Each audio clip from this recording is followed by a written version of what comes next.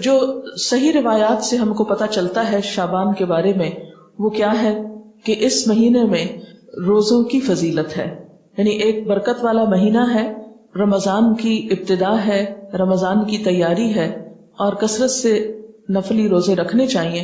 ہاں 15 شعبان کے بعد نفلی روزوں سے بھی روکا گیا ہے تاکہ رمضان کے لیے کمزوری نہ ہو اور رمضان کے روزے چھوٹنے کا اندیشہ نہ ہو۔ ایک آیت جو عام طور پر اس رات کے بارے میں قرآن پاک سے کوٹ کی جاتی ہے وہ سورۃ الدخان کی یہ آیت ہے۔ ترجمہ ہے اس کا، بے شک ہم نے اسے برکت والی رات میں اتارا ہے، بے شک ہم خبردار کرنے والے ہیں، اس میں بانٹا جاتا ہے ہر حکمت والا کام ہمارے پاس کے حکم سے، بے شک ہم بھیجنے والے ہیں تمہارے رب کی طرف سے رحمت، بے شک وہی سنتا جانتا ہے۔ یہ آیات مکہ معظمہ میں نازل ہوئیں، واقع معراج سے قبل نازل ہوئیں۔ اس وقت 5 وقت نماز بھی فرض نہیں ہوئی تھی، روزے ویسے ہی 2 ہجری میں فرض ہوئے، اور مکہ میں بقی نام کا کوئی قبرستان تک نہ تھا، لہذا جو یہ بات مشہور کی گئی کہ اس رات میں فیصلے ہوتے ہیں، اور حضور صلی اللہ علیہ وسلم سے وہ ایک بہت بڑی روایت منسوب ہے کہ آپ صلی اللہ علیہ وسلم بقی والوں کے پاس رات کے وقت گئے اور وہاں پر آپ نے ان کے لیے دعائے مغفرت کی، تو اس کی کوئی بھی حقیقت نہیں ہے۔ بات یہ ہے کہ یہ آیت کیا بتاتی ہے، اس کی وضاحت دیکھیے۔ اس میں کیا لکھا ہے، پہلے یہ بتا دوں کہ اس آیت کے بارے میں لوگوں نے یہ مشہور کر رکھا ہے کہ یہ 15 شعبان کے بارے میں ہے۔ یعنی سورۃ دخان کی یہ آیتیں عام طور پر آپ دیکھیں کہ ٹیلی ویژن میں 15ویں شب کو مختلف پروگرامز کے شروع میں کوٹ کی جاتی ہیں، پڑھی جاتی ہیں، اور لوگوں کو اس آیت کے ریفرنس سے یہ بتایا جاتا ہے کہ یہ 15 شعبان ہے۔ حالانکہ اس آیت کا نزول کب ہوا؟ مکہ میں ہوا، اور مکہ میں معراج سے قبل۔ اور پھر اس آیت میں جو بات پتہ چلتی ہے وہ کیا کہ اس مبارک رات میں قرآن پاک نازل کیا گیا، انا انزلناہ فی لیلۃ مبارکۃ۔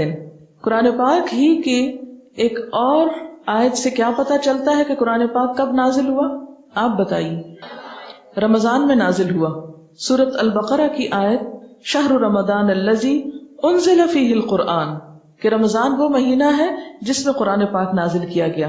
پھر وہ رات شعبان میں کیسے آ گئی؟ پھر دوسری بات یہ ہے کہ سورۃ القدر کے شروع میں کیا آتا ہے؟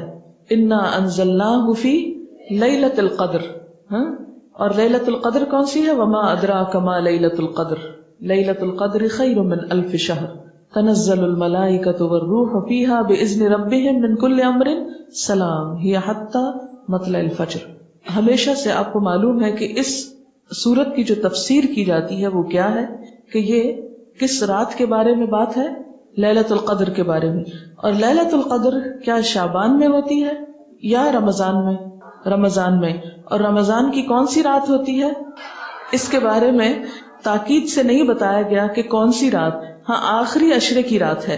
اور اس کی تفصیل کہاں سے پتہ چلتی ہے؟ حدیث پاک میں ہے کہ ایک مرتبہ آپ صلی اللہ علیہ وسلم گھر سے باہر تشریف لائے، دیکھا کہ 2 شخص باہم جھگڑ رہے تھے، آپ نے ان کی صلح فرمائی، پھر فرمایا کہ میں تمہیں ایک خیر کی بات بتانے نکلا تھا مگر تم جھگڑ رہے تھے، اس لیے میں وہ بات بتانا بھول گیا، صرف اتنا یاد ہے کہ وہ بات یہ تھی کہ وہ رات کب ہے، یعنی میں یہ بتانے کو آ رہا تھا کہ لیلۃ القدر کب ہے، لیکن تمہارے جھگڑے کی وجہ سے وہ مجھ کو بھول گئی، اب مجھے یاد نہیں، بس اتنا یاد رہ گیا کہ وہ برکت والی رات رمضان المبارک کی آخری 5 طاق راتوں میں سے ایک تھی، اب تم اس کو 21، 23، 25، 27 اور 29ویں راتوں میں تلاش کرو۔ یہ بخاری کی روایت ہے۔ تو اس سے کیا پتہ چلتا ہے کہ لیلۃ القدر، قدر سے مراد کیا ہے؟ ایک تو قدر و قیمت کے معنوں میں آتا ہے، دوسرا قدر سے مراد تقدیر بھی ہے کہ تقدیر کے فیصلے اس رات میں ہوتے ہیں، نہ کہ 15 شعبان کی رات کو۔ اور پھر آپ دیکھیں کہ اس میں ان آیتوں میں جو میں نے آپ کے سامنے سورۃ الدخان کی پڑھی ہیں، ان میں آتا ہے فیہا یفرق کل امر حکیم۔ فیہا سے مراد کیا ہے؟ اس رات میں یفرق تقسیم کیے جاتے ہیں، کل امر سب کام، حکیم حکمت والے، یعنی ہر قسم کے فیصلے اس رات میں فرشتوں کے حوالے کیے جاتے ہیں، ان کو دے دیے جاتے ہیں۔ تو اس سے بھی کیا پتہ چلتا ہے کہ سورۃ الدخان کی یہ آیت 15 شعبان کے بارے میں نہیں ہے، بلکہ لیلۃ القدر کے بارے میں ہے، جس میں قرآن پاک بھی نازل ہوا اور جس میں لوگوں کی قسمتوں کے بھی فیصلے کیے جاتے ہیں۔